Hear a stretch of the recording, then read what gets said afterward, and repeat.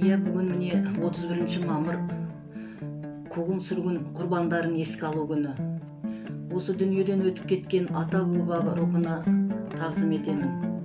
Бір кезде аттарын атауға тыйым салынған, небір боздақтардың есімдері араға 80 жыл салынып, қалқына қауышты. Солардың бірі өз заманының атқа мінер, ойшыл, озық азаматы болған, жазықсыз запа шеккен, солақай саясаттың құрбаны болған, халқым деп жүріп қалғыжау атанған атамыз Құндақбайұлы Кәрім еді. Атамыз 1906 жылы Зайсан ауданы Кеңсай ауылында қарапайым жұмысшы семьясында, отбасында дүниеге келді. Әкесі Можбай атамыз баласының бойындағы қасиетін біле, зерек екенін біле, ел қатарынан қалмасын, білім алсын, халқына қызмет етсін деп қалады.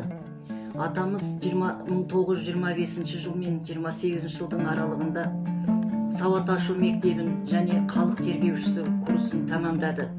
Алғашқы еңбек жолын Зайсан ауданы жер бөлімінен бастап, көп ұзамай Шағанауба шілікті совхозының директоры болып тағайындалды.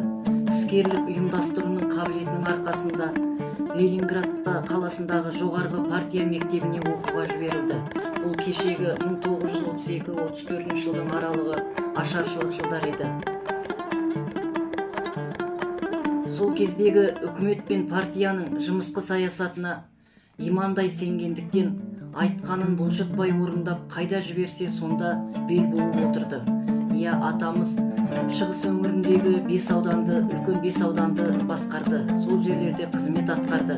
Шығыстың белді журналисі Менғали Мусин атамыздың Республикалық халық кеңесі газетінде 1992 жылы 6 қазанда өлімінің себебі желке тұстан атылған оқ атты зерттелген материал жарияланды.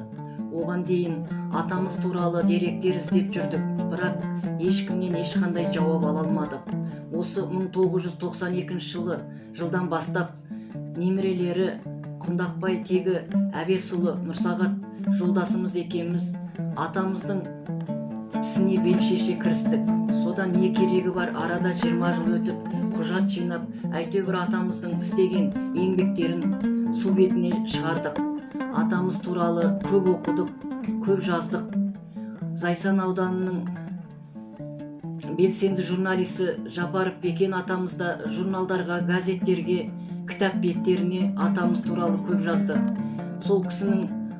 Бекен атамыз сол кісінің өмірбаянымен таныса отырып, Зайсан ауданында тек қана көше атын бермей, осы кісіге бір үлкен ескерткіш қойса да артық болмас еді, келесі жастарға үлгі болар еді деп атамыздың айтқан сөзі бар еді. Айтсам, атамыздың туралы өмір бірнеше том боп, кітап боп жазылатындай. Атамыз тексеруден өткеннен кейін құжаттарының бәрін папкаларға тігіп, архивтерге өткіздік. Өскемен қаласына, Зайсан қаласына, жаңағы туған жері Кеңсайға, барлық жерде атамыздың өмір баяндары қаттаулы, сақтаулы. Партияның белді мүшесі болған атамыз 35-37 жыл аралығында Большенарым ауданында 2-ші хатшы болып қызмет етті. Арасында 2 жыл аралап 1937 жылы Көкпекті ауданының 1-ші хатшысы болып қызмет атқарды. Осы Көкпекті ауданына 1937 жылы жылдың басында келіп, қызметке орналасып, жылдың аяғы 7 желтоқсанда отырған орнынан жазықсыз жазалап тұтқын қалды. Бірақ мұның бәрі дәлелденді, ақталды. Кәрім атамыз 38 жылы 11 наурызда Алматы қаласы Диқанбай ауылында қоғам қайраткерлері мен ұлы зиялылармен бірге атылды. Атамыздың артында ұрпақтары біздер бармыз, немере шөберелері бар. Солар тек тұрпақтың балалар екенін біліп жүргені дұрыс қой. Бұл дегенің үлкен тарих шежіре білген кісіге.